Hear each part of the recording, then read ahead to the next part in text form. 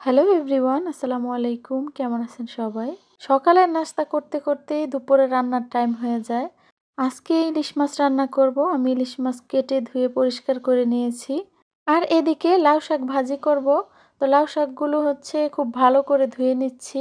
সবসময়ই শাক ধোয়ার জন্য পাত্রটা একটু বড় নিতে হয়। না হলে শাকের মধ্যে যে বালু থাকে সেটা ভালো করে ধোয়া হয় না। আর এমনিতেও লাউ শাকের মধ্যে অনেক বালু থাকে। এজন্য আমি ভালো করে ধুয়ে নিচ্ছি লাউ শাকটা। এদিকে আমি ইলিশ মাছটা রান্না করে নিয়েছি আলু আর টমেটো দিয়ে। ইলিশ মাছ যেকোনো কিছু দিয়ে যেভাবেই রান্না করা হয় সব কিছুতেই ভালো লাগে। আর আমি শাকটাও বসায় দিছি। তো যাই হোক, আমার রান্নাবান্না শেষ। এখানে আমি টমেটোর টক রান্না করছি। আর টমেটো দিয়ে আলু দিয়ে ইলিশ মাছ দিয়ে রান্না করছি। আর লাউ শাক ভাজি করছি। দারাজ থেকে ফিল্টার অর্ডার করছিলাম। তো সেই পার্সেলটা চলে আসছে। আমি এখন আনবক্স করে দেখব সবকিছু ঠিক আছে কিনা। এগুলো ২ মাস পর পরেই চেঞ্জ করতে হয়। আর সবসময় দারাজ থেকে অর্ডার করেই নিয়ে আসি। তো পার্সেলটা সাথে সাথে খুলে দেখা হয় নাই। তো উপরে নিয়ে আসছি। তো খোলার পরে দেখলাম যে অবশ্য ২ জোড়া অর্ডার করা হয়েছিল। ৪টা করে ৮ পিস। তো বাসায় এনে দেখলাম যে ৭ পিস আছে।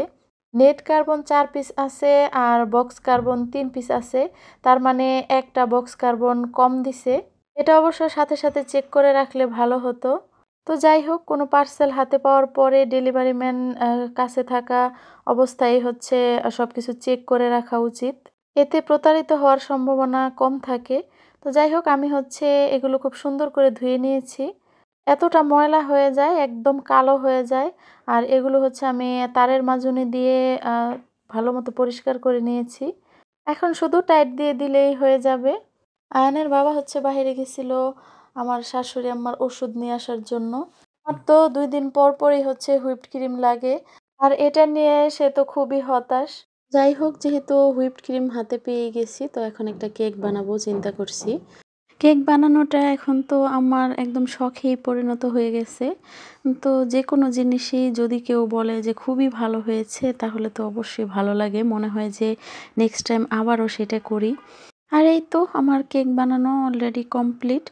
তো এখন আমি কেকটা কেটে নেব। প্রথমে চাইছিলাম চকলেট গানাশ দিয়ে কেকটা পুরোটা কভার করব। তো চকলেট গানাশ অল্প হয়ে গেছে। তো এজন্য আর কি পুরোটা হলো না। তো যাই হোক, যেহেতু ঘরের জন্য করেছি তাই সুন্দর না হলেও কোনো সমস্যা নাই। আর এদিকে কেক কাটাকাটি শুরু হয়ে গেছে। তবে দেখতে যদিও ঐরকম সুন্দর হয় নাই, তারপরেও খেতে মাশাআল্লাহ অনেক ভালো হয়েছে। সব বাচ্চাদেরই বাহিরের জিনিস খুব ভালো লাগে, খুবই পছন্দ। যখন ভ্যানিলা কেক বানাইছিলাম ঘরে তখন বলছিল যে আমার চকলেট কেক পছন্দ। আর এখন চকলেট কেক দেখে বলে যে অন্য কেক হলে ভালো হতো। এটা বেশি একটা ভালো লাগতেছে না। আবার বাইরে থেকে কিনে নিয়ে আসতো তাহলে আবার ওটার টেস্টটা অনেক বেশি থাকতো। তো যাই হোক, সবার সুস্বাস্থ্য কামনা করে আজকের ভিডিওটি এখানেই শেষ করছি। সবাই ভালো থাকবেন। আল্লাহ হাফেজ।